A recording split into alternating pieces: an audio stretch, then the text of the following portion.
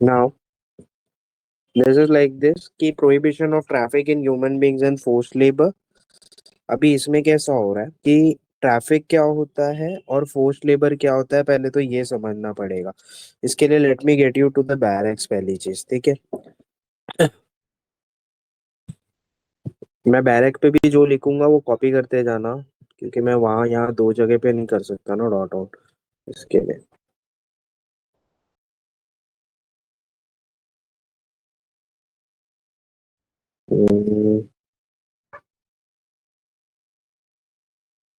Okay. Now एक चीज आप लोग ना पहले एक्चुअली ये करो, ये एक नोट डाउन करना होगा कि 23 और 24 जो है हमारे राइट अगेंस्ट एक्सप्लॉइटेशन है। इफ आई टेल यू, ये हमने पहले भी किया हुआ था जब क्लासिफिकेशन राइट्स को क्लासिफाई कर रहे थे। Then we have done this, तो पहले इससे पहले भी मेरे को वो करने देना चाहिए था in fact. Let me do it. ये जो राइट्स हैं जो हम पढ़ने जा रहे हैं अभी, they are basically rights against exploitation. कि एक्सप्लॉइटेशन के अगेंस्ट वाले राइट्स है। इसमें दो राइट्स आते हैं आपके आपके आर्टिकल 23 आते हैं और आपके आर्टिकल 24 आते हैं। अब जनरली मैं याद रखना कि आर्टिकल 23 जब मैं पढ़ा रहा हूँ ना, I am specifically speaking of women's. उधर पे मतलब याद रखना वुमेन्स के लिए।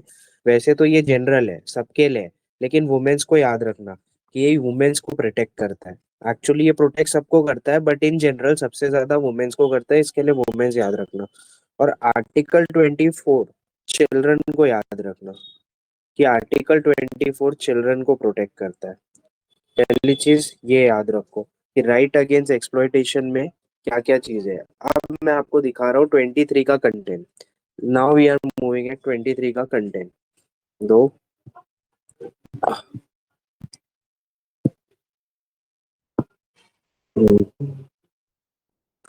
मेरा बैरक विजिबल है क्या मधुरा, प्रीति? से लिख रहा हूँ। Is it now visible? Yes sir. Okay, ठीक है।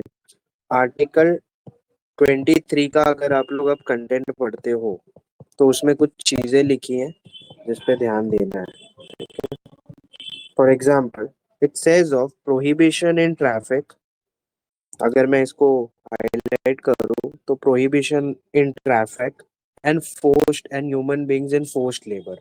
अब अगर मैं ट्रैफिक की बात कर रहा हूँ तो यूजुअली ये ट्रैफिक होता किसका है? वुमेन्स का ही होता है ना, इसके लिए मैंने बोला था वुमेन्स को ये करो, ठीक है। अब इसमें कुछ वर्ड्स है जैसे कि traffic in human beings in बेगार and other similar forms of forced labour are prohibited and any contravention of this provision shall be an offense punishable in accordance with the law। ठीक है।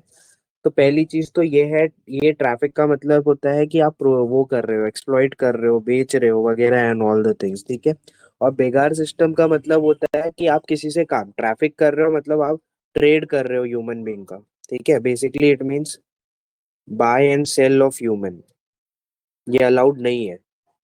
और जब बेगार system बोलता हूँ ना, तो बेगार system का मतलब होता है किसी से काम करा रहे हो विदाउट वेजेस, मतलब उसको तनख्वाह वनख्वाह नहीं दे रहे हो और करा रहे हो काम। तो ये भी अलाउड नहीं है, प्लीज याद रखना, ठीक है। तो ये दोनों चीजें होती है। अब क्या होता है, मान लो कि आप अगर जेल में होते हो, जेल में ना दो तरह की इम्प्रिजनमेंट होती है। आप लोग बोलोगे जेल की क्या सीन है सर इसमें? जेल में भी याद रखो कि जेल जो होता है, when you are sent to jail, तो जेल में भी दो तरह की इम्प्रिजनमेंट होती है। एक होती है रिगरस इम्प्रिजनमेंट, रिगरस इम्प्रिजनमेंट, और एक होती है सिंपल इम्प्रिजनमेंट। व्हेन आई से सिंपल इम्प्रिजनमेंट ना, तो सिंपल इम्प्रिजनमेंट में सिर्फ आपको जेल में बैठाया जाता है, मतलब जाओ जेल में जाओ, बंद रहो चुपचाप।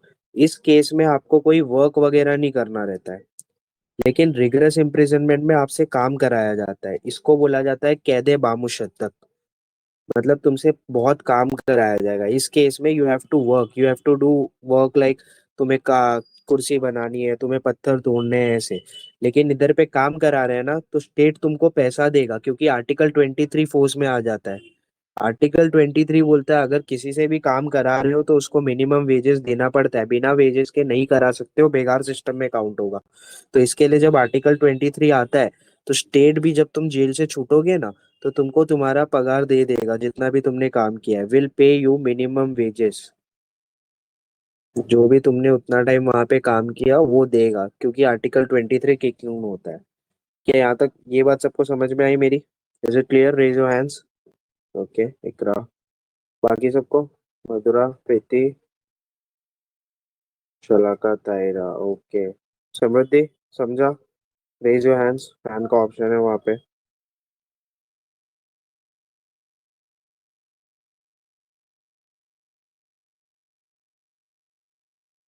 ओके ठीक है, yes.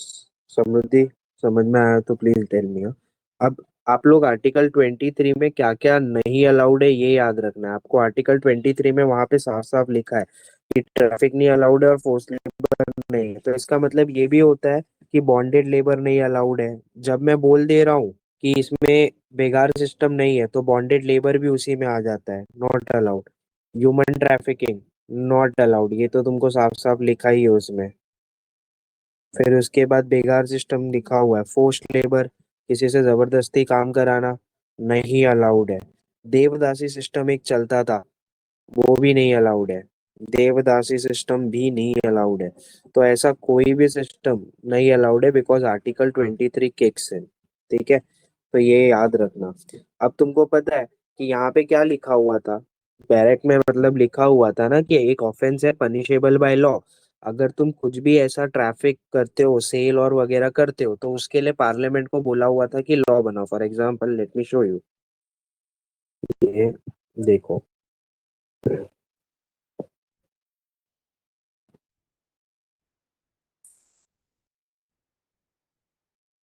Barrett visibles guys, raise your hands अगर बैरेट विजिबल है तो। ओके ठीक है। अब इसमें देखो क्या लिखा है। Traffic in human being and better and other forced labor are prohibited in contravention of this provision shall be an offense punishable in accordance with law। मतलब पार्लियामेंट को एक लॉ बनाना पड़ेगा। तो पार्लियामेंट ने उसको प्रिवेंट करने के लिए एक लॉ बनाया था, उस लॉ का नाम लिख लेना। द लॉ का name is immoral traffic prevention act. Immoral traffic prevention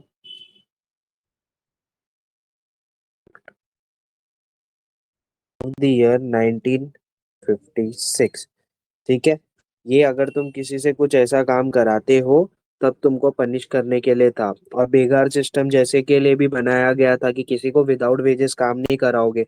तो ये सब चीजों के लिए मिनिमम वेजेस एक्ट बनाया गया था कि कम से कम एक पेमेंट का होना चाहिए, कि मिनिमम इंसान को इतना मिलनी चाहिए। तो ये मिनिमम वेजेस एक्ट बने 1948 के, ये भी याद रखो। ठीक है, कि किसी को भी आप फोर्स नहीं करा सकते किसी चीज के लिए। अब आपके मन में एक क्वेश्चन आना चाहिए कि क्या सर मिलिट्री सर्विसेज के लिए इम्पोज किया जा सकता है क्या? Can you force someone for military services? क्योंकि आप काम वगैरह करा रहे नहीं हो या फिर जो भी है, तो आर्टिकल 23 का वो ये नहीं हो जाएगा कि फोर्स नहीं हो जाएगा वो? Can the state make military services compulsory? State make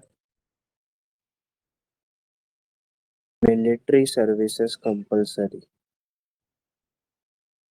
क्या स्टेट मिलिट्री सर्विस कंपलसरी कर सकता है एज पर आर्टिकल,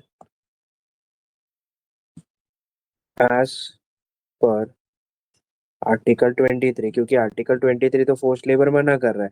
इसी को बहुत सारे स्टेट में कॉन्स्क्रिप्शन सिस्टम भी बोला जाता है। जैसे कि रशिया में, सॉरी नॉट रशिया, इसराइल में आपको एक उम्र के बाद मिलिट्री में काम करना पड़ता है, वो कॉन्स्क्रिप्शन सिस्टम होता है। ठीक है, तो ये याद रखना, यस वी कैन मेक। आपको आर्टिकल 23 इसके लिए अलाउ करता है, कॉन्स्क्रिप्शन सिस्टम के लिए अलाउ किया जाता है। अगर कल को देश पे कुछ ऐसी बात आ पड़ेगी कि आपको उसके लिए देश का साथ देना पड़ेगा, आपको जबरदस्ती स्टेट बना के डाल सकता है। फोर्स लेबर नहीं है वो, बट डाल सकता है। हाँ, लेकिन वो करते टाइम भी आपसे कुछ ग्राउंड्स पे डिस्टिंग्विश नहीं करेगा, डिफरेंस नहीं करेगा। डायरेक्ट विजिबल है क्या? Raise your hands. ठीक है ठीक है। अभी ये देखो, सेम 23 में लिखा हुआ, nothing in this article shall prevent the state from imposing compulsory service for public purpose, and in imposing such service the state shall not make any discrimination on grounds only of religion, race, caste, class or any of them. तो हाँ, state compulsory military service दे सकता है, और ऐसी compulsory military service करते time ये grounds पे वो भेदभाव नहीं करेगा। ठीक है? Is it clear to everyone? Article 23 clear है सबको? Raise your hands, come on everyone. Okay, ठीक है। शराब का हो गया, समृद्धि, इकरा, ठीक है। Okay, nice. कॉपी कर लिया सब लोगों ने ये वाला पार्ट? क्या है? ओके, कोई कर रहा है तो रेज योर हैंड्स फर्स्ट। अच्छा, कर रहे हो क्या? वेट वेट, बैरेक्ट वाला ना? बैरेक का सब मत कॉपी करो, वो जो, मेरे को ये बताओ कौन सा कॉपी कर रहे हो, जो हाथ जो कर रहे हो वो बताओ, कौन सा कॉपी कर रहे हो? शलाका, दायरा?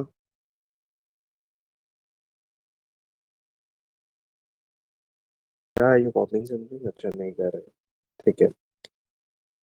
Okay, now coming back to our screen, तो ये चीज याद हो जानी चाहिए, आर्टिकल 23 को we are done away with this.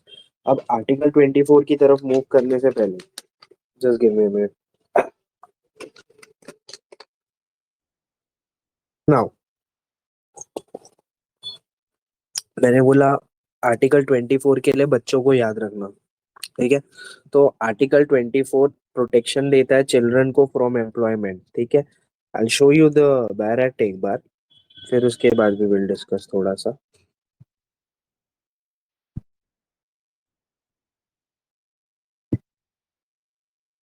I hope my bare act is visible to everyone. Okay, ठीक है। नाउ, आर्टिकल 24 के अगर कंटेंट पढ़ोगे तो इसमें क्या लिखा है?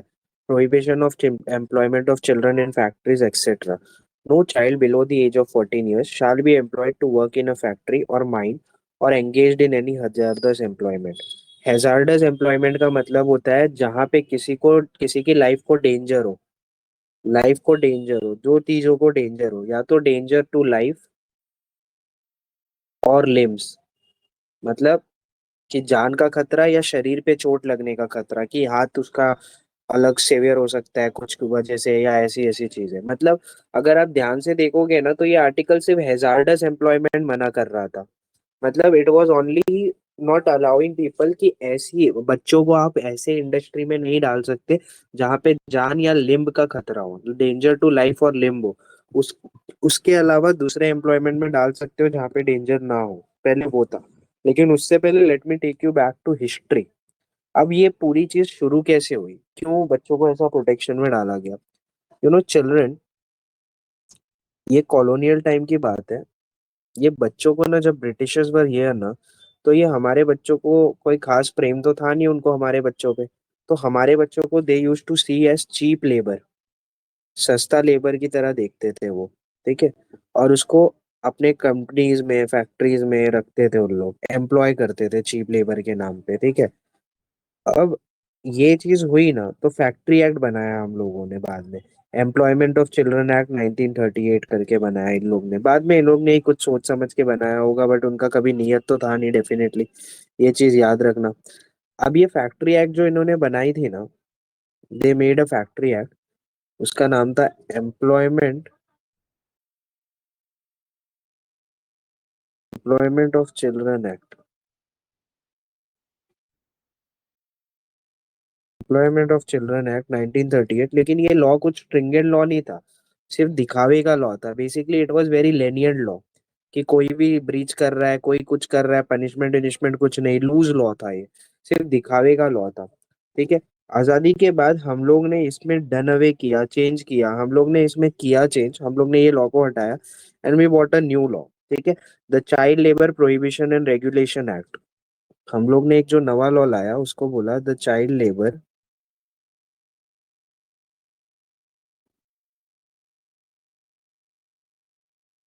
Prohibition and regulation act. 1986 का ये एक्ट है। ठीक है? लेकिन इसमें क्या था मालूम है, इसमें बैन किया हुआ था कि बच्चों को आप नहीं करोगे employ only for hazardous employment. वही चीज कि आप हैजार्डस एम्प्लॉयमेंट में नहीं रखोगे, मतलब बाकी सारे एम्प्लॉयमेंट में रहेगा। सर्टेन एम्प्लॉयमेंट्स को बैक किया हुआ था। ये सर्टेन एम्प्लॉयमेंट्स वो एम्प्लॉयमेंट है कि हैजार्डस, जिसमें बच्चे के जान को थोड़ा खतरा रहे वगैरह, ऐसा करके, ठीक है। तो हमको बाद में रियलाइज हुआ कि यार हैजार्डस में नहीं कर रहे, लेकिन बच्चों का आधे से ज्यादा जीवन जो है आप लोग नहीं कर रहे हो हैजार्डस में, तो ठीक है। लेकिन हमारी पार्लियामेंट के नोटिस में आया ये चीज थोड़े टाइम बाद कि वास्ट मेजोरिटी जो बच्चे हैं वो नॉन हैजार्डस फील्ड में काम करते हैं, जैसे कि खेती में, ये सब चीजों में, या फिर कोई ऐसी जगह पे जो नॉन हैजार्डस एम्प्लॉयमेंट है उसमें कर रहे हैं, ठीक है। नॉन हैजार्डस एम्प्लॉयमेंट में कर रहे हैं, और वो अलाउड था। ये पार्लियामेंट को जमा नहीं, पार्लियामेंट ने बोला यार इस बेसिस पे तो फिर कुछ करेंगे ही नहीं ये लोग। तो 2006 में इस नॉन हैजार्डस एम्प्लॉयमेंट को, इस एक्ट को अमेंड करके ये कर दिया गया कि नो एम्प्लॉयमेंट। इस सेम एक्ट में पार्लियामेंट ने ये किया कि नो एम्प्लॉयमेंट, कोई भी तरह की एम्प्लॉयमेंट नहीं चलेगी, वो नॉन हजार्डस हो या हजार्डस हो, दोनों ही नहीं चलेगा, ठीक है। बट अब आप खुद सोचो, ये लॉ वर्क नहीं करेगा। ये जो नो एम्प्लॉयमेंट वाला किया है ना, this won't work, this won't work. क्यों पता है? क्योंकि आप देखो ना, इसके काउंटर पॉइंट क्या है मालूम है। हम इनका तो पर्सपेक्टिव क्या था कि चाइल्डहुड बचाना है ताकि बच्चे पढ़ाई वढ़ाई करें। लेकिन अगर मैं इंडिया की बात करूं, if I am talking about India, तो इंडिया एक एग्रीकल्चरल इकोनॉमी है। एग्रीकल्चरल इकोनॉमी में चिल्ड्रन अपने घर वालों को हेल्प करते हैं, या एग्रीकल्चर में फैमिली ओन्ड बिजनेसेस में भी हेल्प करते हैं। ये सारी चीजें में हेल्प कर रहे हैं। लेकिन अब बच्चा हेल्प नहीं कर पाएगा इन सब चीजों के लिए। अब आपको एक चीज क्लियर होना चाहिए, लॉ आप ऐसे ही नहीं बना सकते, आपको ये दोनों चीज बैलेंस करनी चाहिए थी। यहाँ पे फीचर आना चाहिए था बैलेंस का, कि आप इस चीज को बैलेंस करो। तो उसी चीज को ध्यान में रखते हुए हम लोग ने बाद में, देखो आप लोगों ने सब चीजें किया, बैलेंस किया, लेकिन फिर अब क्या प्रॉब्लम हो गया कि बच्चा अपने घर पे भी नहीं मदद कर पा रहा है, कुछ नहीं कर पा रहा है, अपने इस पे भी नहीं कर पाएगा। तो फाइनली इस एक्ट को वापस से थोड़े टाइम बाद बैलेंस करने के लिए 2016 में वापस अमेंड किया गया। The same act, child labour prohibition and regulation act को अमेंड किया गया 2016 में। और इसमें अलाउ कर दिया गया, क्या अलाउ किया गया कि बच्चे कर सकते हैं काम, लेकिन कहाँ कहाँ पे? फैमिली ओन्ड बिजनेसेस में। नॉन हैजार्डस में भी कहाँ पे, मैं वो बता रहा हूँ सिर्फ। फैमिली ओन्ड बिजनेसेस में कर सकते हैं, ठीक है, वहां पे अलाउ किया गया। As well as entertainment industry, ये दो में अलाउ किया गया कि एंटरटेनमेंट इंडस्ट्री में भी कर सकते हैं।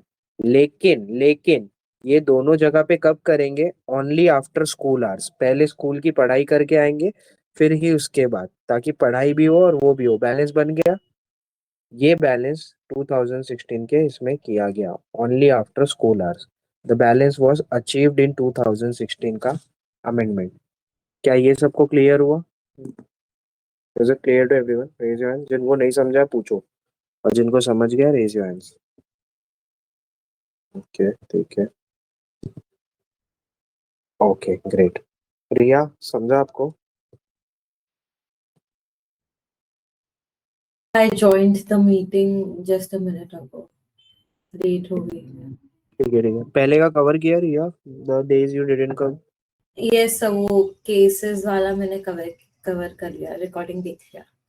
ठीक है, ये जो आए नहीं हो वो कवर कर लेना पहले का, ठीक है। ओके, नाउ यहाँ तक सबको क्लियर है। अब मालूम है क्या, ये आर्टिकल 24 चिल्ड्रन को बचा रहा है, सारी चीजें कर रहा है, it is very necessary and it is happening, that is great. क्योंकि क्या हुआ मालूम है, एक जगह है शिवकाशी करके, in Kerala it is, if I am not wrong. तो वहां पे ना होता था, बहुत प्रॉब्लम होती थी। ये जो शिवकाशी करके जगह है ना, यहाँ पे बच्चों को एम्प्लॉयमेंट किया जाता था हैजार्डस इंडस्ट्री में।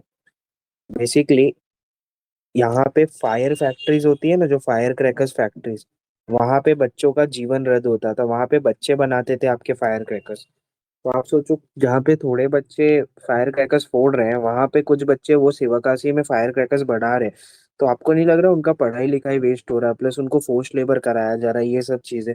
फाइनली एक केस हुआ जिसमें MC Mehta, very great lawyer, उन्होंने इस चीज को नोटिस में लाके पीआईएल डाला सुप्रीम कोर्ट में, any one the case MC Mehta versus state of Tamil Nadu. ये पीआईएल में ये चीज को बोला हुआ था और आर्टिकल 24 को वो कर दिया गया कि नहीं, दिस इज नॉट अलाउड। 1996 का ये केस है, शिवकाशी में जो फायर क्रैकर्स की फैक्ट्री में सब थे, उनके लिए वो किया गया कि नहीं, आर्टिकल 24 फोर्स में आता है, आप बच्चों को नहीं एम्प्लॉय कर सकते ऐसी फैक्ट्रीज में। ठीक है, तो उनकी लाइफ बचाई गई बेसिकली बच्चों की, ये याद रखना। फायर क्रैकर्स की फैक्ट्री में थे, आर्टिकल 24 किक इन होता है, आप एम्प्लॉय नहीं कर सकते क्योंकि ये हैजार्डस है। ये सबको समझ में आया? This case is clear to everyone, MC Mehta versus state of Tamil Nadu. Raise your hands. Okay okay, nice. Okay ठीक है। ओके, अभी एक दूसरा केस भी बता रहा हूँ मैं। This is actually a case related to the women's who were either forced to be in the prostitution racket और समथिंग। अब जो लेडीज उसमें थी ना, मतलब ये केस रेड लाइट एरिया के ऊपर है।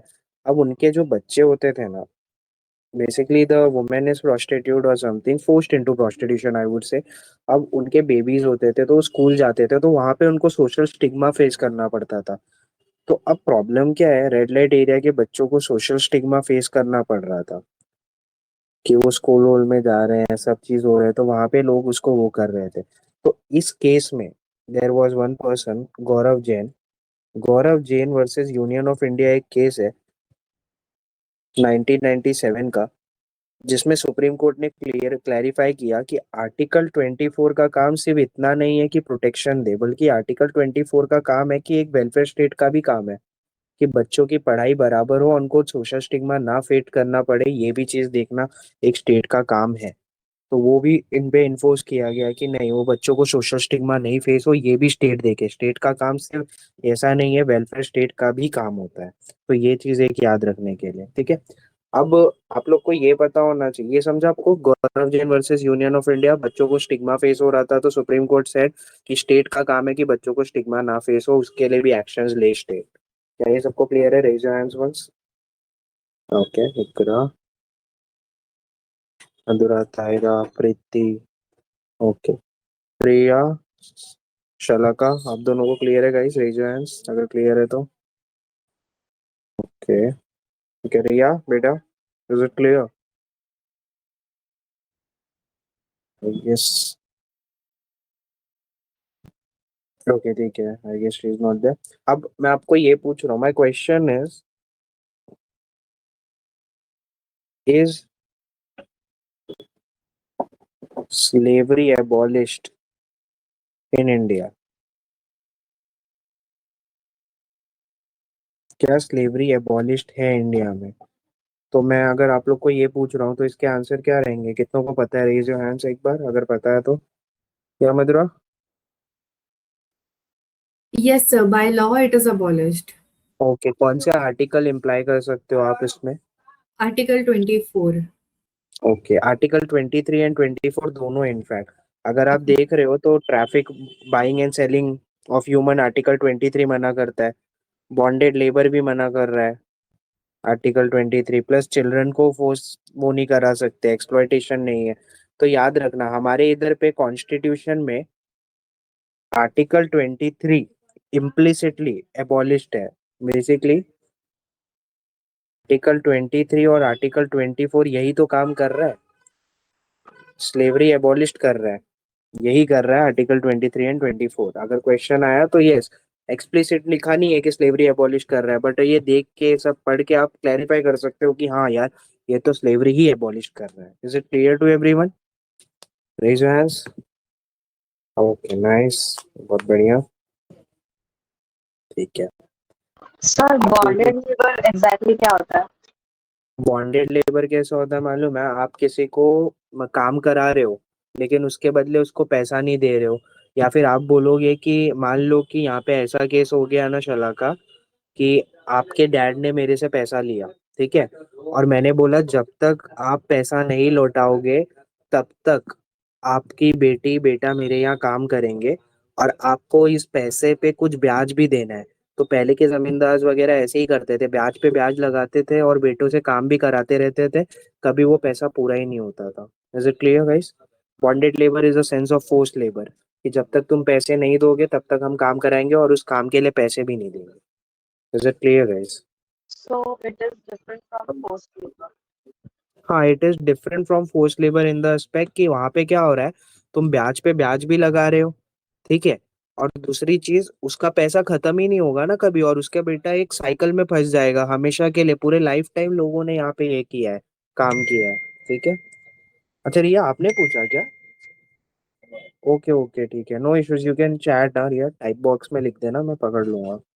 सर मैं अभी लीव करके ज्वाइन कर लिया, अभी हो पा रही मैं, तब मैं अनम्यूट भी नहीं हो पा रही थी, रेज हैंड भी नहीं कर पा रही थी और चैट भी नहीं कर पा रही थी, आई डोंट नो व्हाई।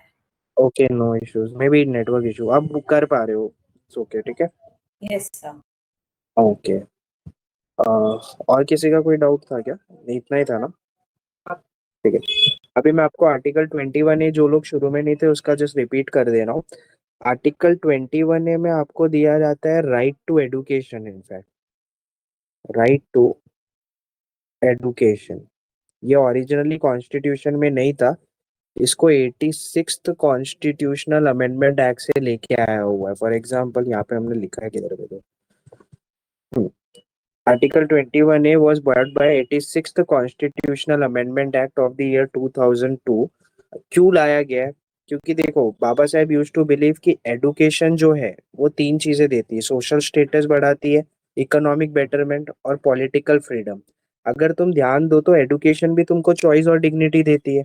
हमने देखा था कि आर्टिकल 21 भी चॉइस और डिग्निटी देता है, तो कहीं और लिखो उससे अच्छा आर्टिकल 21A करके एक नवा बना के लिख दिया मैंने, और इसी को एनफोर्स करने के लिए एक एक्ट बनाया, that was right to education act. ठीक है, जो नए आए थे उनके लिए आई हैव रिपीटेड दिस, बाकी जो थे तो उनको तो कोई प्रॉब्लम नहीं है, ठीक है। ओके, नाउ फर्दर, हो गया था। नाउ अब आप लोग को ये याद रखना है, एक सीक्वेंस जो मैं दे रहा हूँ। Law removes all doubt, gives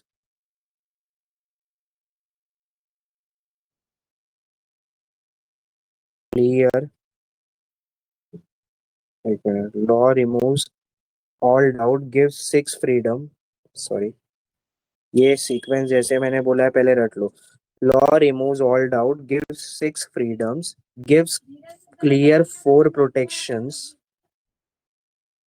gives clear four protection, still there is, still there is exploitation of women and children। पहले तो ये रट लो, जैसे मैंने बोला लाइन वाइज वैसे ही रटो। Law removes all doubt, gives six freedom, gives six clear four protections, still there is exploitation of women and children। पहले ये रट लो प्लीज, हो जाए तो रेज योर हैंड्स, और इसको ऐसे ही लिखना जैसे मैंने लिखा है अभी, ये हो जाए रट के तो मेरे को बताओ। लॉ रिमूव्स ऑल डाउट, और डाउट की स्पेलिंग इज DOUT, इसमें जो मैंने लिखी है वही याद रखना अभी के लिए। Law removes all doubt, gives six freedom, gives clear four protection, still there is exploitation of women and children. कितनों का हो गया? Raise your hands, come on. Okay, Madhura, Samriddhi, Shalaka, Vikra, come on guys, Preeti, Taira, Riya, fast.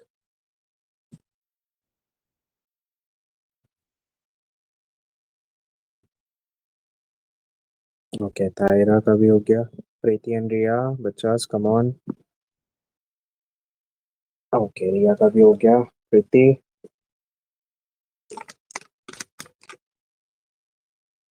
Nice. अब ये लिखाने का एक रीजन था, यस प्रीति, गुड, क्योंकि हमने जितना पढ़ा है अभी वो उसके लिए था। जैसे लॉ से आर्टिकल 14 जो बात करता है equality before law, equal protection of law की, 15 that talks about discrimination, उसके बाद 16 that talks about opportunity, 17 that talks about unemployment, sorry unemployment लिख दिया मैंने, दिमाग में कुछ और चल रहा था, I am so sorry, untouchability, unemployment, article red किया था वो जिससे। 18 18 टॉक्स अबाउट टाइटल्स, ठीक है, give six freedom, that is 19 clause 1 में A B C D E F और जी। डेफिनेटली आप लोग को याद है कि एफ फेक दिया गया था, इसके लिए 6 ही बच गए हैं अब, ठीक है। फिर आर्टिकल 20 में आर्बिट्रेरी कन्विक्शन से बचाता है। आर्टिकल 21 में लाइफ एंड लिबर्टी। आर्टिकल 21 ए में एडुकेशन। 22 में आर्बिट्ररी अरेस्ट से बचाता है। ए आर आर क्या है, A R R E S T, ठीक है, ये प्रोटेक्शंस है। और still there is exploitation of women, that is article 23 and children, article 24। ऐसे तो याद रख पाओगे पूरा? Is it clear till here? Make it like this only. क्या ये सबको क्लियर है? Raise your hands first. Okay, Iqra, Samriddhi, Madhura, nice. बाकी सबको क्लियर नहीं है क्या ये? रिया, ओके ठीक है, शलाका, ठीक है। एक चीज याद रखना कि कॉन्स्टिट्यूशन ऑफ स्लेव यूएसए में स्लेवरी लिख के लिखा गया है कि एबॉलिश्ड है, हमारे यहाँ एक्सप्लिसिट नहीं लिखा गया है, हम इम्प्लाई करते हैं उसको कि आर्टिकल 23 और 24 में जब ये सब एबॉलिश्ड है तो slavery is abolished indirect way में, ठीक है। Is it copied by everyone guys? Raise your hand if it is copied. Let me know, please. Okay, Madhura. Priya.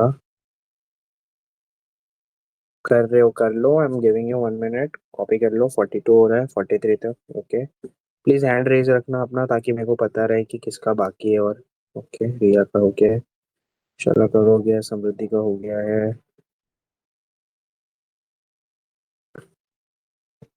Okay, now you can down your hand, नीचे कर सकते हो guys, ठीक है। Okay, ठीक है, कोई कॉपी नहीं कर रहा है ना? आई शैल मूव फॉरवर्ड, ठीक है। इकरा, इज इट कॉपीड बेटा? Yes, sir. ओके, ठीक सर है। I just wanted to copy वो केस का नाम, गौरव का जो केस था ना वो वाला नाम मुझे कॉपी करना है बस।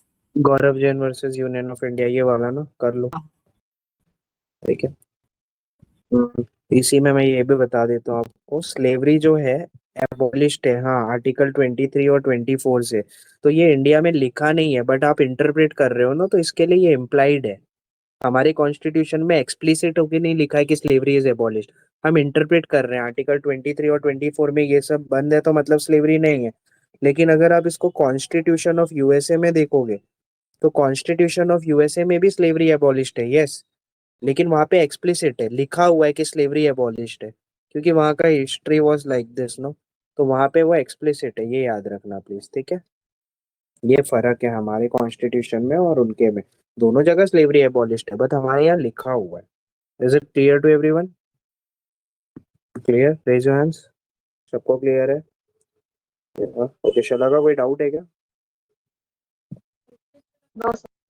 ओके, ठीक है, बहुत बढ़िया। नाउ राइट अगेंस्ट एक्सप्लॉइटेशन, और प्लीज राइट अगेंस्ट एक्सप्लॉइटेशन बोलना, राइट टू एक्सप्लॉइटेशन नहीं है वो, बहुत बार गड़बड़ हो जाता है, but maintain your words. Now we are going to the religious rights वाला पार्ट। अब ये आपके रिलीजियस राइट्स का सेगमेंट शुरू हो गया। मतलब 4 article, article 25, article 26, article 27 and article 28। ठीक है, ये आपके रिलीजियस राइट्स हैं सर। ठीक है, अब इसको शुरू करने से पहले मैं बता दे रहा हूँ कि हमने ये पढ़ा है कि हमारा जो स्टेट है, इंडियन स्टेट का, आप लोगों ने ये देखा था ना कि हमारा state is a secular state, लेकिन हमारा secularism is different from the western concept of secularism. हमारा सेक्युलरिज्म इज सर्वधर्म संभवा, सर्व धर्म संभव। इनफैक्ट हमारा सेक्युलरिज्म एक अलग टाइप का है जिसमें इंडियन स्टेट इंटरफियर भी कर सकता है। इसके लिए हम इसको वॉचफुल एम्बिवेलेंस भी बोलते हैं, कि नॉर्मल टाइम में कुछ नहीं करेगा, लेकिन अगर स्टेट में रिलीजन ज्यादा गड़बड़ करवा रहा है, कुछ इधर उधर की चीज, डॉगमेटिक चीज कर रहा है, तो वॉचफुल एम्बिवेलेंस। ठीक है, ये याद रखना। अब मेरे को एक चीज बताओ, इंडिया के स्टेट का कोई रिलीजन है क्या? नहीं है। India does not have a religion, मतलब state religion, sorry, India does not have a state religion. हमारे स्टेट का कोई रिलीजन थोड़ी है पाकिस्तान जैसा। पाकिस्तान से कि वो इस्लामिक स्टेट है, तो वो स्टेट को आप, जो भी ऐसा स्टेट होता है जिसके स्टेट का एक रिलीजन होता है, आप उसको बोलते हो कि वो थियोक्रेटिक स्टेट है। वो क्या है? थियोक्रेटिक स्टेट, मतलब स्टेट ने डिक्लेयर कर दिया है कि मैं इस्लामिक हूँ। इंडिया ना थियोक्रेटिक है, ना इंडिया एंटी रिलीजन है। इंडिया ये भी नहीं बोलता है कि भाई मैं रिलीजन को नहीं मानता, तो किम जोंग उनके इधर जाओगे ना, बाइबल लेवल पढ़ के वो तुमको जेल में डाल देगा। इंडिया ना ये मानता है, इंडिया ना ये है। India is not a India does not have a state religion. Neither we are theocratic.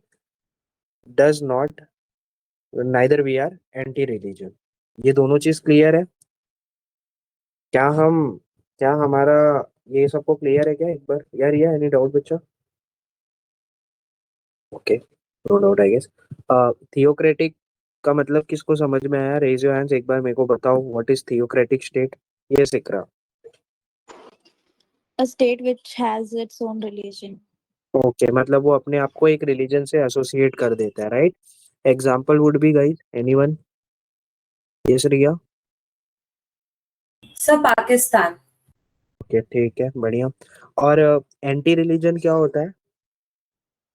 क्या दायरा?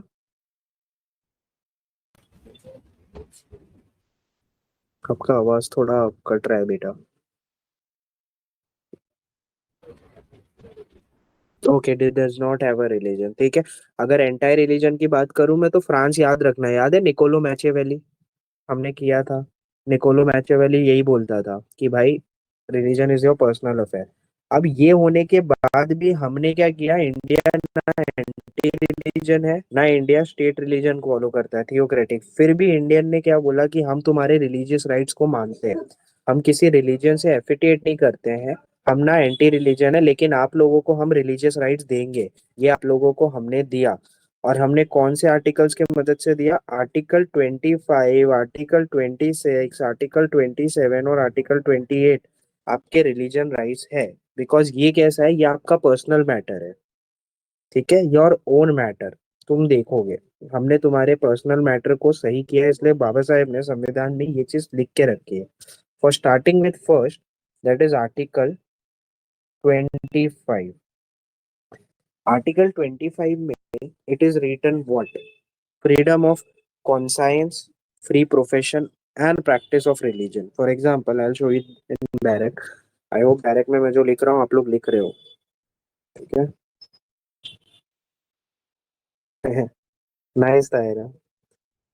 ये सब वहीं से, ऐसे ही लोग तो यूपीएससी क्रैक करते हैं भाई। देखो, थोड़ा पागलपंती करना पड़ेगा, कुछ शॉर्ट शॉर्ट वो करना पड़ेगा ताकि याद रहे, क्योंकि सिलेबस इज वेरी ब्रॉड और वहां पे झटके में आना चाहिए ना दिमाग में। ऐसे छोटी मोटी चीज आपकी टाइम बचा लेती है। क्या मेरा बैरक विजिबल है guys? Is my barrack visible to you all? Raise your hands. Not yes. yet, sir. No, sir. Okay okay, if it हाँ, इज अब Visible विजिबल, now. ओके ठीक है ठीक है। Now if you are seeing the article 25, मैं यहाँ पे जो लिख रहा हूँ प्लीज लिखना, क्योंकि बार बार वहां यहाँ जाना इज वेरी हार्ड। आर्टिकल 25 आपको कुछ राइट्स दे रहा है, पहले इतना देखो। Freedom of conscience, profession, practice and propagation of religion, ठीक है। तो अब ये होता क्या है, पहले इतनी चीज लिख लेना, freedom of conscience, free profession, practice and propagation of a religion. Now what is this all, है क्या ये सब वर्ड्स, उसको देखते हैं। जब मैं बोलता हूँ आर्टिकल 25 में आपको दिया हुआ है, तो कॉन्साइंस का मतलब क्या होता है कि आप भगवान से अपना रिलेशन कैसा मानते हो। फॉर एग्जाम्पल, ये सब क्या है, देर इज अ पर्सन, मान लो रिया इज देर। रिया बोलती है कि, मैंने रिया को पूछा कि ठीक है रिया, तुम डिविनिटी पे मानते हो। रिया ने बोला हाँ सर मानती हूँ। बोला कैसे मानते हो, तो बोलती है मैं पत्थर में मानती हूँ भगवान है। बोला ओके चलेगा, स्टेट ने बोला देता हूँ। तो स्टेट बोलेगा ठीक है, मान लो तुम डिविनिटी को ऐसे मानते हो, तुम बोलोगे कि नहीं मैं नेचर में मानता हूँ, तो वो भी चलेगा। लेकिन व्हाट अबाउट यू से कि कॉन्साइंस तुम्हारा ये बोलता है कि भगवान, साइंस को तुम भगवान मानते हो, तो ये भी चलेगा। व्हाट अबाउट अगर कोई बोलेगा कि मैं भगवान पे मानता ही नहीं हूँ, तब क्या, ये भी चलेगा। This is conscience. ये दी हुई चीज है कि आप भगवान से अपनी रिलेशनशिप कैसे मानते हो। अगर कॉन्साइंस की मैं बात कर रहा हूँ, आपने नोटिस किया, तो ये एक बहुत बड़ा वाइड वर्ड है। This is very wide, right. और दूसरी चीज ये इनर फेथ पे है कि आप कैसे मानते हो, हाउ यू थिंक भगवान से योर रिलेशनशिप इज। आप पत्थर में मानते हो, बोलोगे कि मूर्त मूर्त ही भगवान है, मान सकते हो। आप जैसे डिविनिटी को मानते हो मान सकते हो, there is no stoppage of this, ठीक है। अब मान लो कि प्रीति सेज मी कि सर मेरे को अभी अभी एक नवा रिलीजन के बारे में पता चला है। मैं बोला अच्छा, तो कुछ बता भाई मेरे को वो रिलीजन के बारे में क्या है। तो मैं क्या बोल रहा हूँ, प्रीति प्लीज प्रोफेस मी कि उस रिलीजन में क्या होता है, कैसा होता है, उस रिलीजन के बारे में बताना इज प्रोफेस। ठीक है। तो प्रीति बोलेगी सर रुको मैं आपको करके बताऊंगी। तो प्रैक्टिस करेगी, मतलब उसमें क्या किया जाता है वो सारी चीजें। प्रोफेस को आप ऐसा मान सकते हो कि बेसिकली अगर मैं हिंदू में मानता हूँ तो मैं ताबीज पहनूंगा, मैं मुस्लिम में मानता हूँ तो मैं कैप पहनूंगा। प्रैक्टिसेस क्या होती है उसकी वो फॉलो करूंगा, वो भी अलाउड है। फिर प्रपोगेट करना मतलब अपने रिलीजन को फैलाना। अब इसका मतलब कन्वर्जन नहीं होता है, अच्छे से बताना, मतलब अपने रिलीजन की अच्छी चीजें बताना तो लोग उससे इंस्पायर्ड हो जाए, वैसी चीज, ठीक है। मतलब आप वर्शिप करना चाहते हो, वो सब करना चाहते हो, ये सारी आपकी राइट्स है, समझ गए। ये पूरी आपकी राइट्स हैं, ये और ये भी। और ये आपको कौन दे रहा है, आर्टिकल 25 दे रहा है। आप जैसे भी डिवाइन में बिलीव करते हो यू कैन डू। प्लस हमने इसके बारे में पहले भी पढ़ा था अपने प्रियम्बल में, जो लिखता था liberty of thought expression belief faith and worship. क्या यहाँ तक ठीक है, is it clear to everyone. आप आर्टिकल 25 के अंदर कैसे भी अपने आप को कर सकते हो। क्या ये पार्ट सबको समझ में आया, raise hands. Conscience, profession, practice, propagate, ठीक है बहुत बढ़िया। सर प्रोपोगेट एक बार वापस समझा सकते हैं? प्रोपोगेट का मतलब ये होता है ना कि you spread your religious teachings, basically तुम लोगों को बताते हो अपने रिलीजन के बारे में, और कि कैसे है ये रिलीजन में फैलाना, मतलब लोगों को अपने रिलीजन की तरफ अट्रैक्ट करना। इसका मतलब कन्वर्ट नहीं होता है, कन्वर्ट टोटल अलग होता है। कन्वर्ट इज बेसिकली कुछ लालच दे के करवाना। अगर मैं अपने रिलीजन की अच्छी चीजें बता रहा हूँ और कोई ज्वाइंट होना चाहिए, तो वो प्रोपोगेशन हो रहा है, मैं जस्ट बता रहा हूँ अपने रिलीजन के बारे में, ठीक है। Is it So clear. how different from profess? Profess is like कि you show how you practice it. मतलब मैंने टोपी पहन ली if I am Muslim, and if I am Hindu I wear this what you call तावीज and all. ये चीज हो गई। गणेश लगा। Yes, sir. प्रोफेस मतलब बेसिकली बताना कि मैं कौन सा रिलीजन फॉलो करता हूँ, अपीयरेंस बताना, वैसा, ठीक है। अब उसके बाद वेयर आई वाज, अब आप लोग को ये तो याद है कि ये तो आर्टिकल 25 हो गया। अगर नोटिस करो तो मैं आपको एक चीज दिखा रहा हूँ, आर्टिकल 25 इंडिविजुअल करा रहा है। ये जो आर्टिकल 25 के राइट्स हैं, ये तो मैंने रिया को बोला ना कि रिया तुम क्या करती हो, तुम कौन से रिलीजन को मानती हो वगैरह। रिया बोल रही कि हाँ सर मेरा ये है, मैं इस रिलीजन की कॉन्साइंस में बिलीव करती हूँ, मैं इस रिलीजन को प्रोफेस कर रही हूँ। या फिर मैंने इकरा को बोला तो इकरा मतलब ऐसा कर रहे, प्रोफेस, प्रैक्टिस या प्रोपोगेट कर रहे हो। अगर आप नोटिस कर रहे हो ना, तो ये एक इंडिविजुअल की बात कर रहा है कि हर कोई इंडिविजुअल जो करना चाहता है वो कर सकता है। तो आर्टिकल 25 इज अ इंडिविजुअल को दिया हुआ राइट, ये इंडिविजुअल को दिया हुआ है। और उसी कंपेयर में मैं जब आर्टिकल 26 दिखूंगा ना, तो article 26 is actually religious denomination को दिया हुआ राइट, मतलब एक ग्रुप को दिया हुआ राइट है ये इंडिविजुअल को दिया हुआ है। ये आर्टिकल 26 एक पूरे ग्रुप को right to manage religious affairs, जो भी तुम्हारा रिलीजन है उनको कलेक्टिव राइट दी गई है ये, कि तुम अपना रिलीजन मैनेज कर सकते हो। तो ये आर्टिकल 25 इंडिविजुअल के लिए है और आर्टिकल 26 ग्रुप के लिए। Basically it is for collective. ठीक है, कि आप कलेक्टिव कैसे कर रहे हो, ये रिलीजियस डिनोमिनेशन के लिए है। This is for religious denomination. Religious denomination मतलब एक ग्रुप के लिए। क्या ये पहले मेरे को बताओ, ये क्लासिफिकेशन समझ में आया? आर्टिकल 25 इंडिविजुअल राइट है क्योंकि आपको हर किसी को पर्सनल दे रहा है, प्रीति की राइट्स है, शलाका की, एकरा की, तायरा की। लेकिन जब मैं आर्टिकल 26 की बात कर रहा हूँ तो ये आपके पूरे रिलीजन के लोगों को दे रहा है कि सब साथ में। ये फर्क सबको समझ में आया? Raise your hands. ओके ठीक है, बहुत बढ़िया, नाइस। ठीक है, अभी आप लोग को ये भी याद है कि जो फंडामेंटल राइट्स, मेरे को ये बताओ, fundamental rights are absolute right क्या? क्या फंडामेंटल राइट्स एब्सोल्यूट है, हाँ रिया?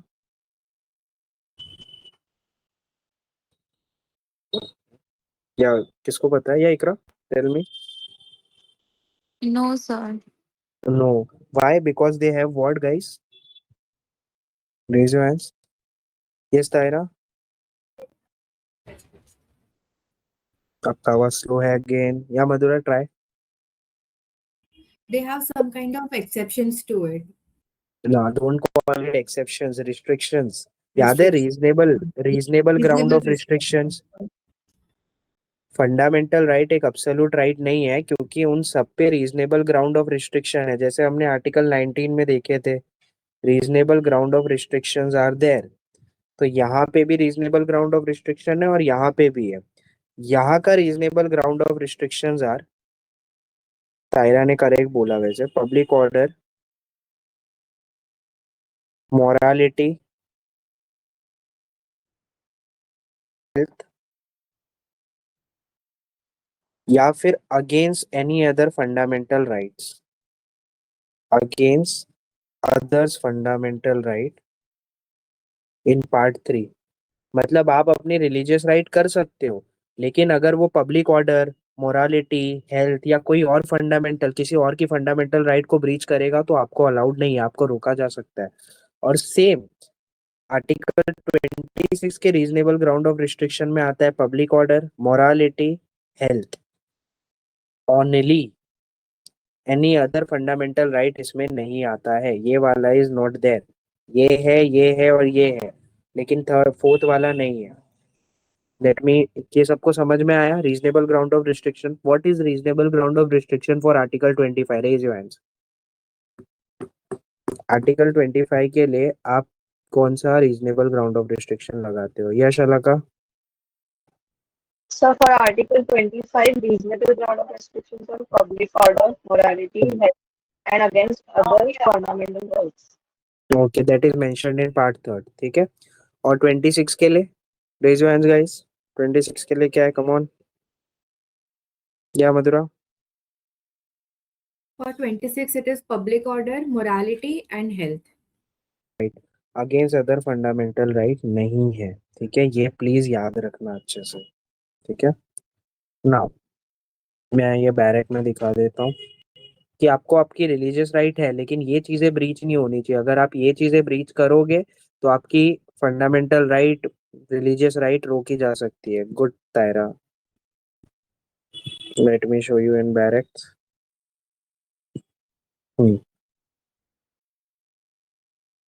My barrack is visible. Raise your hands, please. Okay. Freedom of conscience and free professional practice and propagation of religion. देखो यहाँ लिखा है, subject to public order, morality, health and other provisions of this part, all person are equally entitled to freedom of conscience, freely profess, practice and propagate religion. आप कर सकते हो, लेकिन ये सारी चीजों का आपको ध्यान देना पड़ेगा, ठीक है। तो ये चार्ट याद रखो, अगर किसी भी तरीके से आपकी ये वाली राइट प्रैक्टिस करते हुए आपको दूसरे को प्रॉब्लम दे रहे हो तो आपकी फ्रीडम स्पीच रोकी जा मतलब सॉरी ये रिलीजियस राइट रोकी जा सकती है प्रोफेस प्रैक्टिस वाली, ठीक है। Now let us understand why religious denomination को ये राइट दिया गया ऑन द फर्स्ट प्लेस। तुम सोचो कि कल को Madhura calls me at her home की सर डिनर पे आ जाओ, ठीक है। अब मैं गया, यहाँ पे मधुरा इज देयर और यहाँ पे मैं गया डिनर के लिए।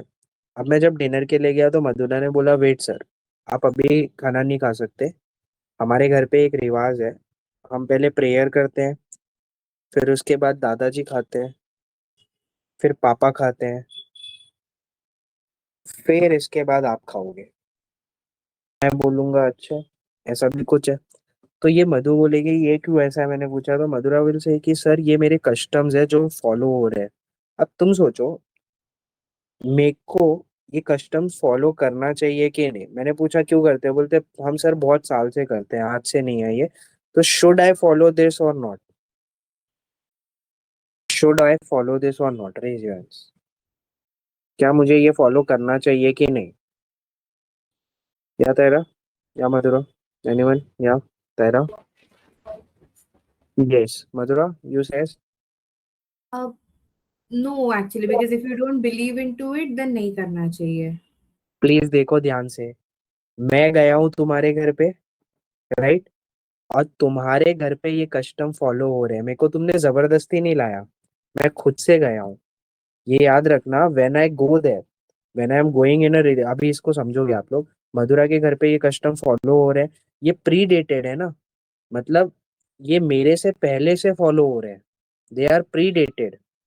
मैं आज आया हूँ, I came now, I have to follow this, one should, क्योंकि मैं तो सिर्फ आज आया हूँ लेकिन मधुरा के घर में ये पहले से फॉलो करते हैं, तो I should follow this, I should respect this, ये मेरे को रिस्पेक्ट करनी चाहिए।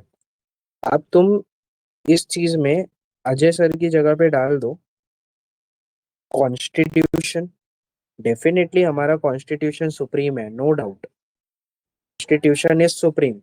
लेकिन ये जो रीति रिवाज है ये सारी चीजें है, मधुरा की जगह डाल दो रिलीजियस डिनोमिनेशन, ये वो रिलीजियस डिनोमिनेशन के हैं जो बहुत पहले से कर रहे हैं ये लोग, तो उसी लिए हमारे कॉन्स्टिट्यूशन ने इसको रिस्पेक्ट दिया और आर्टिकल 24 में जगह दी, ठीक है।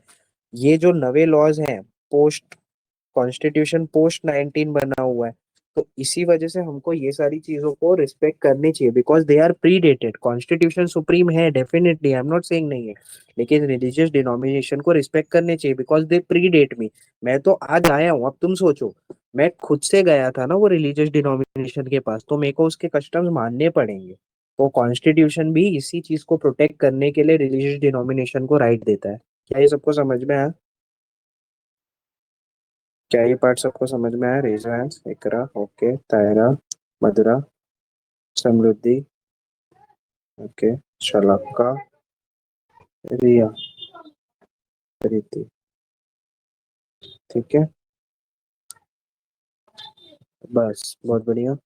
अब article 25 26 is done. Right to manage religious affairs, ठीक है। अब मैं आपको एक बार रिलीजियस अफेयर्स का भी दिखा देता हूँ, उसमें भी क्या क्या है।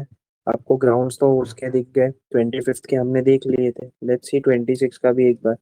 If my direct is visible please tell me, raise your hands. Direct is visible. Raise your hands once, please. Okay, ठीक है। 26 में अगर आप नोटिस कर रहे हो, subject to public order, morality and health, सिर्फ तीन ही ग्राउंड है। Every religious denomination and section there of shall have the right, इनको राइट्स दी गई है, क्या क्या? To establish and maintain institution for religious and charitable purpose, मतलब अपना रिलीजन का देखना है। To manage its own affairs and matters of religion, जो भी रिलीजन का मैटर है वो एक्वायर कर सकते हैं मूवेबल और इनमूवेबल प्रॉपर्टी। मूवेबल मतलब एम्बुलेंस वगैरह भी रखते हैं बहुत लोग, गाड़ी वगैरह रखते हैं। इमूवेबल मतलब प्रॉपर्टी बना दी, मंदिर बना दिया। To administer such property in accordance with law, ठीक है। तो ये याद रखो, no fundamental right is absolute right, सबके लिए no fundamental right is absolute. सबके लिए क्या है?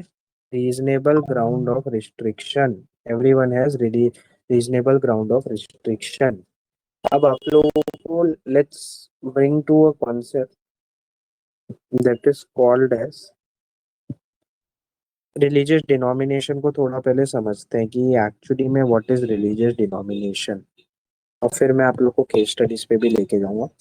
लेकिन रिलीजियस डिनोमिनेशन होता है क्या, उससे पहले वो समझना पड़ेगा। Religious denomination. अब व्हेन आई से रिलीजियस डिनोमिनेशन, तो ये वो रिलीजियस ग्रुप होता है, ठीक है, कोई भी ऐसा रिलीजियस ग्रुप जिसका खुद का यूनिक नेम हो, ठीक है, और इसकी एक यूनिक आइडेंटिटी हो, अलग नाम और एक अलग आइडेंटिटी। और ये आइडेंटिटी के साथ इनका कुछ ऐसा है कि इनकी कुछ ऐसी रिलीजियस प्रैक्टिस है, एसेंशियल रिलीजियस प्रैक्टिस, इस ग्रुप की कुछ एक ऐसी एसेंशियल रिलीजियस प्रैक्टिस है जो उनको करना जरूरी है for their spiritual beliefs. It is vital for their spiritual beliefs. ये जो चीज है इनके स्पिरिचुअल बिलीव्स के लिए बहुत इंपॉर्टेंट है, ठीक है। इसके बिना दे वोंट से कि उनका स्पिरिचुअल अपलिफ्टमेंट होगा, ऐसा कुछ चीज है। उसी चीज को आप एसेंशियल रिलीजियस प्रैक्टिस बोलोगे, that is vital for their spiritual belief. For example, एक दिन, अब ये होता क्या है, एक दिन आई वेंट टू समृद्धि के घर। तो समृद्धि के घर पे मैं गया तो समृद्धि ने मेरे को चाय ऑफर किया, लेकिन चाय बहुत फीकी थी। तो मैंने बोला अरे ये क्या है, इसमें तो शक्कर ही नहीं है। तो समृद्धि विल से सर ये वाइटल नहीं है, शुगर इज नॉट वाइटल। मैं बोला ठीक है चलेगा, कोई बात नहीं। Next day again I went to Samriddhi का घर। अगले दिन उसने चाय पत्ती ही नहीं डाली, टी लीव्स ही नहीं है। तो मैं समृद्धि को बोलूंगा बेटा दिस इज वाइटल, इसके बिना चाय पत्ती का कोई मतलब ही नहीं है। That's the same for essential religious practice, कि कोई रिलीजन को रिलीजन बोलने के लिए उसकी कुछ एसेंशियल रिलीजियस प्रैक्टिस होती है जिसके बिना उनका स्पिरिचुअल बिलीफ पूरा नहीं होगा। Basically this practice is are sine qua non, साइने qua none, ठीक है। क्या ये सबको समझ में आया? Clear? Raise hands. Okay Iqra, बाकी लोगों को नहीं समझेगा? दूरा, ठीक है, समृद्धि, रिया, श्लोका, ओके। अब कौन डिसाइड करेगा कि रिलीजियस डिनोमिनेशन है कि नहीं है? तो इसके लिए सुप्रीम कोर्ट ने ये पूरी चीज अपने ऊपर ले ली, ठीक है। सुप्रीम कोर्ट ने इस चीज को डिसाइड करने के लिए बहुत बार अलग अलग चीजों में इम्प्लाई किया हुआ है। इनफैक्ट अयोध्या केस जो था उसमें भी इम्प्लाई किया हुआ है। सुप्रीम कोर्ट ने बोला कि कौन सा डिनोमिनेशन रिलीजियस डिनोमिनेशन है कि नहीं हम चेक करेंगे। कोई भी डिनोमिनेशन को रिलीजियस डिनोमिनेशन रखना है कि नहीं वी विल सी। और वो चेक करने के लिए सुप्रीम कोर्ट एक टेस्ट चेक करेगा, ठीक है। This is known as doctrine of essentiality. Supreme court खुद के ऊपर पूरा वो ले लिया कि हम चेक करेंगे टेस्ट से, जिसको बोलते हैं डॉक्ट्रिन ऑफ एसेंशियलिटी। बेसिकली वो ये देखेगा कि हाँ क्या ये प्रैक्टिस जो कर रहे हैं ये इस रिलीजन में इम्पोर्टेंट है या नहीं है। अगर नहीं है तो सुप्रीम कोर्ट बोलेगा it is not a essential religious practice, that's why it is not a religious denomination. Supreme court ने बोला हम डिसाइड करेंगे कौन सी डिनोमिनेशन रिलीजियस डिनोमिनेशन है, उसके लिए डॉक्ट्रिन ऑफ एसेंशियलिटी देखेंगे। बेसिकली हम चेक करेंगे कि क्या ये प्रैक्टिस जरूरी है किसी रिलीजन के लिए, और अगर नहीं है तो उसको बोलेंगे कि नहीं होगा। सबसे पहला इंस्टांस जब ये यूज किया गया था इट वाज शिरूर मठ केस, ये याद रखना। शिरूर मठ केस में इसको सबसे पहली बार यूज किया गया था। डॉक्ट्रिन ऑफ एसेंशियलिटी को शिरूर मठ केस 1954 का है। फर्स्ट टाइम यूज किया गया था डिप्राइज करने की, हाँ कि कोई है कि नहीं है, एसेंशियल प्रैक्टिस है कि नहीं है। बार बार ये चीज होता है, ये एक बहुत इंपॉर्टेंट चीज है कि ये इंडिया में ही हो सकता है। कि सुप्रीम कोर्ट जो कि एक सेक्युलर ऑर्गेनाइजेशन है, supreme court that's a secular organisation that is telling, that is deciding the religious question, ठीक है, कि ये डिफाइन कर रहा है रिलीजियस क्वेश्चन है कि नहीं है. That is the beauty of this country. ये रिलीजियस क्वेश्चन है कि नहीं है ये डिसाइड कर रहा है. This can happen only in India, ठीक है. और बाकी देश में तो भाई छोड़ ही दो, बात ही करना बेकार है फिर, ठीक है. ये समझ में आया. रिलीजियस डिनोमिनेशन है कि नहीं है कौन डिसाइड करेगा? सुप्रीम कोर्ट डिसाइड करेगा. ये आप लोग को समझा? Raise your hands. ठीक है. अब आप लोग को हमारा रिपब्लिक है ये याद रखना. 25, 26. अब मैं आप लोग को एक केस पढ़ाने वाला हूँ. देखो, ये केस पढ़ाने से पहले मैं हमेशा सबको बोलता हूँ, इस केस को सिर्फ लीगल स्टैंड पॉइंट से समझो. इस केस में ज्यादा डीप डाइप इन होने की जरूरत नहीं है, ज्यादा दिल से लगाने की जरूरत नहीं है. Act like diplomats. तो वैसे ही लेना, हर केस को डिप्लोमेट की तरह ही लेना. मैं आपको आर्टिकल 25 का एक क्लॉज पढ़ाऊंगा, क्लॉज 2, ठीक है. वैसे उसमें समझ में आ जाएगा आप लोग को, नहीं समझा तो ज्यादा लोड नहीं लेना, खत्म कर देना बात को. रिया कोई डाउट है क्या बेटा? नहीं नहीं ओके. आर्टिकल 25 का क्लॉज 2 में दिखाने वाला हूँ पहले, फिर हम लोग डिस्कस शुरू करेंगे. क्या मेरा बैरक विजिबल है गाइस? Raise your hands. ठीक है. अभी एक चीज नोटिस करो. 25 का clause 2, nothing in this article shall affect the operation of any existing law to prevent the state from making any law. ठीक है. ये वाला कहाँ गया यार? हाँ. Providing for a social welfare and reform और थ्रोइंग ओपन. तुम्हारे लिए जो कंटेंशियस पॉइंट है वो देखो. और throwing open of Hindu religious institution of public character to all classes and section of Hindus.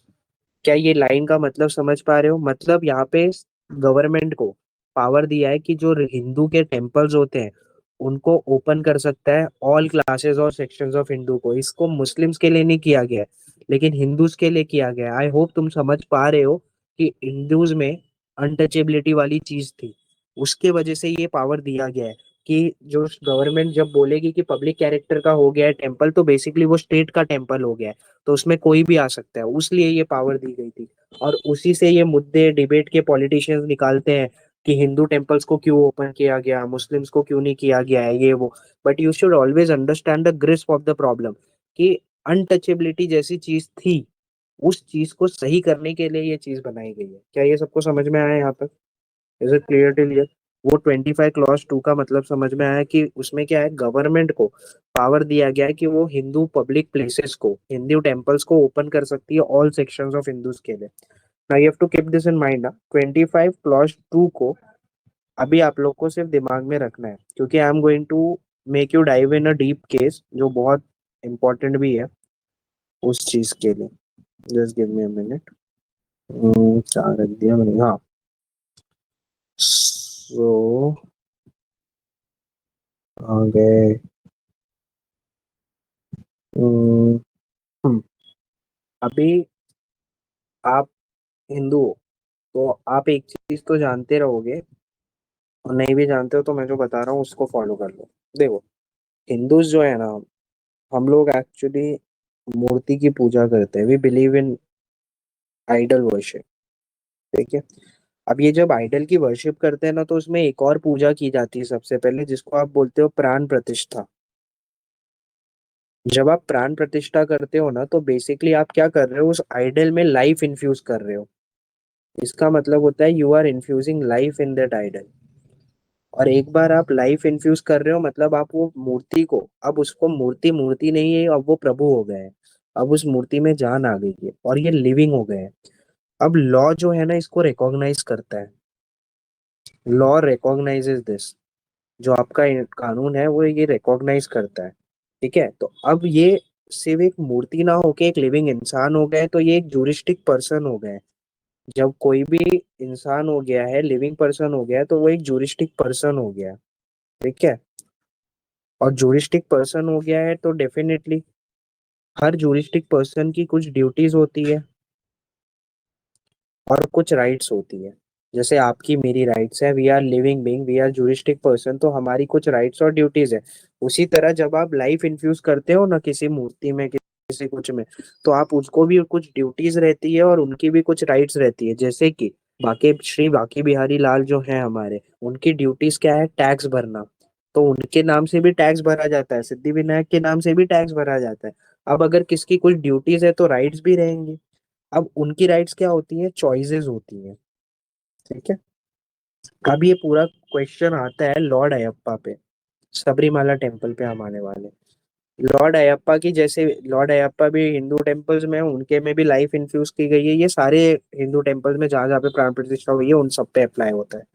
Lord Ayyappa की भी कुछ राइट्स और ये रहे, उनकी टैक्स भर रहे हैं। तो अब आपको लॉर्ड अयप्पा के राइट्स कहाँ पे मिलते हैं? तो उनके पुरानाज में लिखे हुए मिलते हैं। Puranas are basically Hindu scriptures. उसमें साफ साफ लिखा है उधर पे कि रिप्रोडक्टिव एज ग्रुप को दर्शन करने से मना किया हुआ है। जो रिप्रोडक्टिव एज ग्रुप की वुमेन्स होती है ना, उस पुराना में दर्शन के लिए मना किया गया है। तो ये बेसिकली लॉर्ड अयप्पा का राइट है। यहाँ तक सब मेरे साथ हो? Am I able to connect it? Am I able to raise your hands once? तो मेरा ना यहाँ पे नेटवर्क ये हो गया था, तो लास्ट का मुझे सुनाई नहीं दिया लॉर्ड अयप्पा के बाद में। राइट्स और वो वाला समझा था ना आपको हाँ मधुरा? हाँ हाँ। तो लॉर्ड अयप्पा का भी कुछ राइट्स रहेगा, क्योंकि सबरीमाला के लॉर्ड में भी फिर प्राण प्रतिष्ठा हुई है। अब उनके राइट्स आपको कैसे पता चलेंगे, उनके चॉइसेस कैसे पता चलेंगे? जो उनकी बुक्स होगी, पुरानास, जो स्क्रिप्चर्स होते हैं उसमें, तो उधर पुरानास में लिखा हुआ है कि रिप्रोडक्टिव एज ग्रुप की लड़कियों को दर्शन नहीं करना चाहिए लॉर्ड अयप्पा का। समझ में आया मधुरा? Yes sir. ओके ठीक है। तो अब ये चीज हो गई, ठीक है। आर्टिकल 25 क्लॉज 2 याद है ना आप लोगों को? आर्टिकल 25 क्लॉज 2 में स्टेट को पावर दिया हुआ है कि स्टेट कोई भी टेम्पल को, या हिंदू टेम्पल्स को आई वुड से, पब्लिक कर सकता है, और पब्लिक करके ओपन कर सकता है for all classes of people. ठीक है। अब यही चीज हुई थी सबरीमाला टेम्पल के केस में। ठीक है। अब आर्टिकल 25 क्लॉज 2 को यूज करके, ठीक है, केरला गवर्नमेंट ने सबरीमाला टेम्पल को सबरीमाला टेम्पल को केरला गवर्नमेंट ने पब्लिक कर दिया था एक एक्ट के थ्रू। उस एक्ट का नाम था Kerala entry to Hindu places of worship act. Kerala entry to Hindu places of worship act 1950s में, इसके थ्रू केरला गवर्नमेंट ने इसको टेम्पल को, सबरीमाला टेम्पल को पब्लिक कर दिया था। ठीक है। और इसी में इन्होंने ये एक छोटा सा सेक्शन 3 में क्लॉज डाला हुआ था कि जो वुमेन्स है, उन जो वुमेन्स रहेंगी ना 10 to 50 ईयर्स के इनमें, उनको रिस्ट्रिक्ट किया जाएगा। 10 to 50 ईयर्स के वुमेन्स को एंट्री रिस्ट्रिक्ट किया जाएगा। क्यों? क्योंकि वो रिप्रोडक्टिव एज ग्रुप रहता है। ठीक है। अब कुछ साल बाद 1950s में तो ये एक्ट बनाया जाता है, Kerala places to worship act, और इसमें ये सारी चीजें की जाती है। कुछ साल बाद 2015 में एक इंडियन यंग लॉयर्स एसोसिएशन करके एक ग्रुप है, इंडियन यंग लॉयर्स एसोसिएशन। ठीक है। ये वुमेन्स लॉयर है, पूरा लार्जली रिप्रेजेंटेटेड बाय वुमेन। इन लोगों ने केस कर दिया सुप्रीम कोर्ट में। They went to court and they said कि sir, I am a citizen, मैं वुमेन हूँ, I am a citizen of this country, I have rights under article 14, equality before law, equal protection of law. 15, मेरे साथ discrimination नहीं होना चाहिए on the basis of religion, race, caste, place, sex of birth. 21 और 25 भी है मेरे पास। ठीक है। लेकिन ये जो सबरीमाला का टेम्पल है, इसको केरला गवर्नमेंट ने पब्लिक कर दिया। पब्लिक कर दिया मतलब ये स्टेट हो गया। अब स्टेट हो गया तो केरला ने उस पे रिस्ट्रिक्शन क्यों लगाई है एंट्री पे हमारे? बेसिकली कोई चीज स्टेट होती है तो उस पे ये सारी राइट्स ब्रीच नहीं होनी चाहिए। 14, 15, 21 और 25, स्पेसिफिकली 15 को लेके। और ये जो केरला ने किया है, ये मेरी ये सारी राइट्स ब्रीच कर रहा है। इन्होंने ऐसा कंटेंट किया, बेसिकली दे सेड कि sir this violets a bridges और कॉन्ट्रावीन आवर फंडामेंटल राइट, इसलिए आप जुडिशियल रिव्यू करो और इसको स्ट्राइक डाउन करो और हमारी एंट्री कराओ इस टेम्पल में। ये था केस, सबरीमाला केस का ओपनिंग। क्या ये समझ में आया सबको? ये सबको समझ में आया?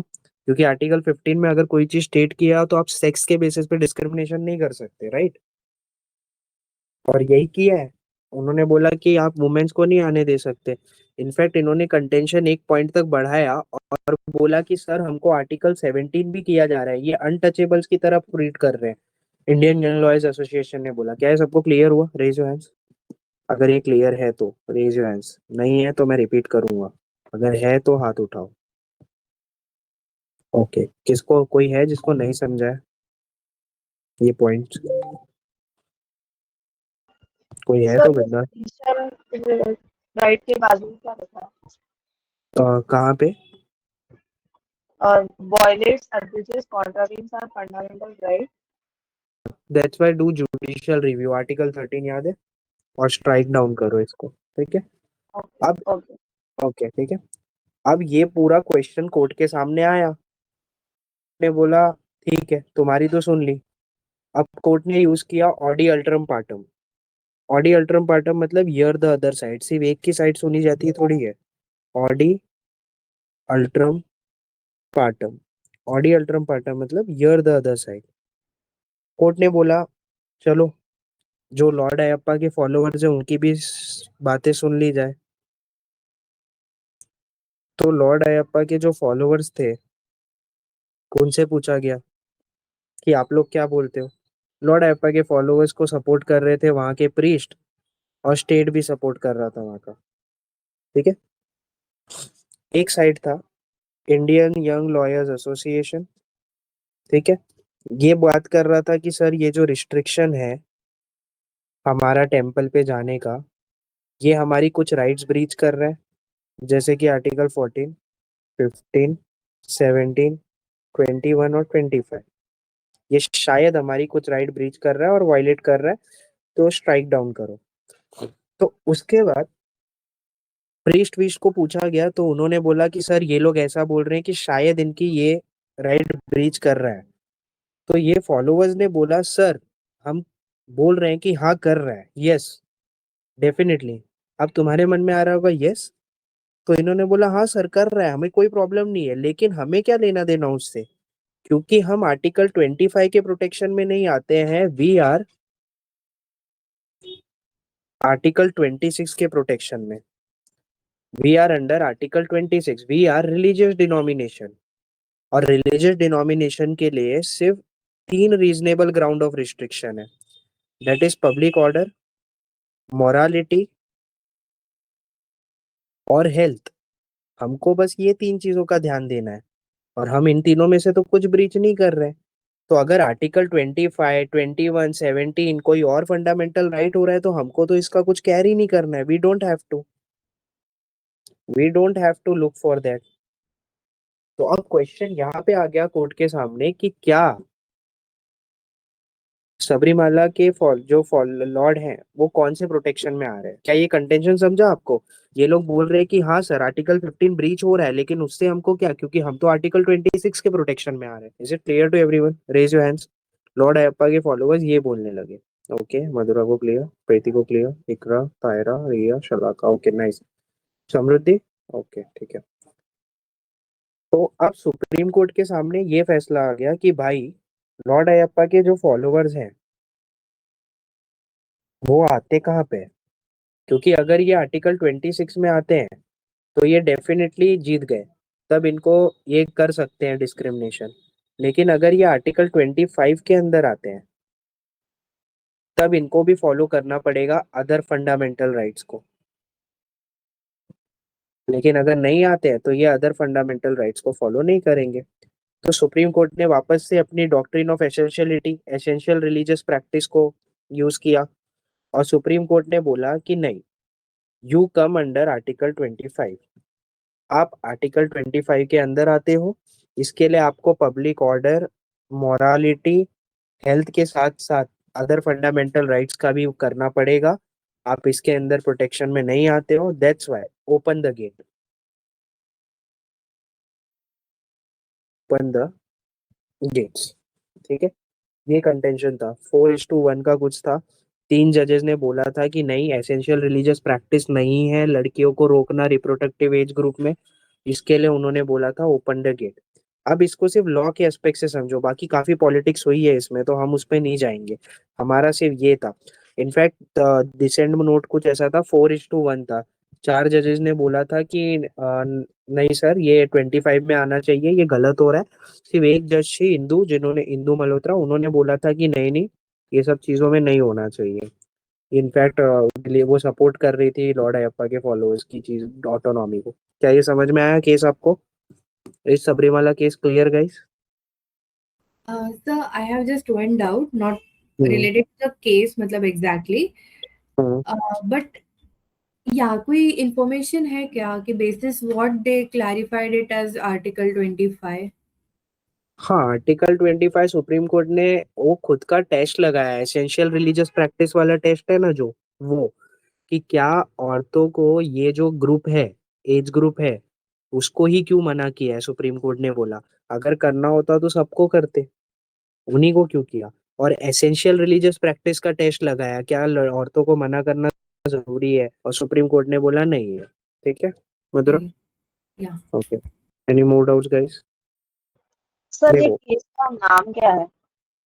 नाम मेरे को भी याद नहीं है यार, वो केस बस सबरीमाला केस करके आता है हर जगह, तो मेरे को वही याद है। बट मैं नाम निकाल के देता हूँ तुमको, मेरे को याद नहीं आ रहा है केस का नाम। जजमेंट कॉपी है मेरे पास, मैं उसमें देख के बताता हूँ। तुम सबरीमाला केस डालोगे ना तो ये पूरा आ जाएगा वैसे। अब देखो, तुम्हारे मन में ना एक क्वेश्चन आना चाहिए कि क्यों ये ऐसा है। मतलब कोई चीज जो बहुत पहले थी, मान लो, लोगों ने क्वेश्चन भी किया था इस चीज पे कि मेरे को अगर किसी चीज की पूरी नॉलेज नहीं है तो मैं जज कैसे करूँ कि करेक्ट है कि इनकरेक्ट है। हाउ कैन आई जज कि इट इज करेक्ट और रॉन्ग? मैं कैसे कर सकता हूँ अगर मेरे को नॉलेज ही नहीं है? ठीक है, जैसे तुम अभी घर पे रहते हो, तुम्हारे घर वाले बोलेंगे कि सुबह पैर पड़ के जाने का घर वालों का, तुम पूछोगे क्यों, घर वाले बोलेंगे कुछ चीजों का जवाब देना मैं जरूरी नहीं समझते बट करो। तो ये चीज तुमसे बहुत पहले से है। ठीक है, तो लोगों ने क्वेश्चन किया कि can a court decide on this thing. क्या कोर्ट जो है रिलीजियस प्रैक्टिस पे डिसाइड कर सकती है, जो कि हजारों हजारों साल से चली आ रही है? तो इस केस को समझाने के लिए मैं तुमको बोलूंगा कि you should understand constitutional morality. Supreme court को कोई फर्क नहीं पड़ता कि तुम्हारा सोसाइटी उसके बारे में क्या सोचता है, ग्राउंड में क्या है, या तुम इंडिविजुअली क्या सोचते हो, they don't care about it. वो ग्राउंड नॉर्म के बारे में नहीं सोचता। सुप्रीम कोर्ट बोलता है कि हमारे लिए सिर्फ एक ही चीज सबसे ऊपर है, और वो है कॉन्स्टिट्यूशन।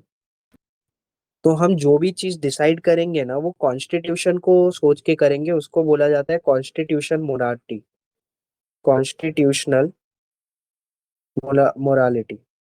और ये बहुत इंपॉर्टेंट चीज है, तुमको भी एज एन आईएएस ऑफिसर यही चीज फॉलो करनी पड़ेगी कि कॉन्स्टिट्यूशन ऊंचा है। मेरे को अगर कॉन्स्टिट्यूशन बोलेगा कि ये सही है तो सही है, कॉन्स्टिट्यूशन बोलेगा ये गलत है तो गलत है। इस केस में भी सुप्रीम कोर्ट ने वही डाला, एसेंशियल रिलीजियस प्रैक्टिस का टेस्ट डाला। अभी तुम फॉर एग्जांपल मुस्लिम्स को देख लो ना, मुस्लिम्स के लिए नमाज अदा करना इज इम्पोर्टेंट।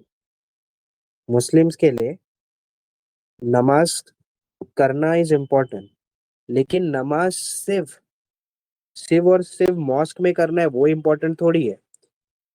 तो ये एसेंशियल रिलीजियस प्रैक्टिस नहीं है। नमाज अदा करना is essential religious practice, supreme court ने क्लैरिफाई किया कि ये है। लेकिन मॉस्क में करना ये जरूरी नहीं है। इसके लिए कोविड में मॉस्क में जाने से मना किया था, घर पे अदा करो, ये बोला था, कॉन्स्टिट्यूशनल मोरालिटी वाज फॉलोड। क्या ये चीजें समझ में आई सबको? Is it clear till here? Constitutional morality is a thing, अगर ये होगा, ये एक ग्रूट करके बंदा था, ग्रीक फिलोसोफर, उसकी फिलोसॉफी है, और ये आपको माननी पड़ेगी क्योंकि इस पे आंसर भी आया है, क्वेश्चन आंसर भी आया है और आने चाहिए। ये एक बहुत इंपॉर्टेंट चीज है, as an IAS officer you guys will need to follow this. क्या ये सबको क्लियर है? यहाँ तक के केस क्लियर? अरे टाइम भी हो गया आज। ठीक है, कोई डाउट है तो वो पूछो, और नहीं है तो एक बार हाथ रेस करो प्लीज यहाँ तक कि हाँ यहाँ तक क्लियर है। ठीक है, सबको क्लियर है? ठीक है, ओके, बहुत बढ़िया।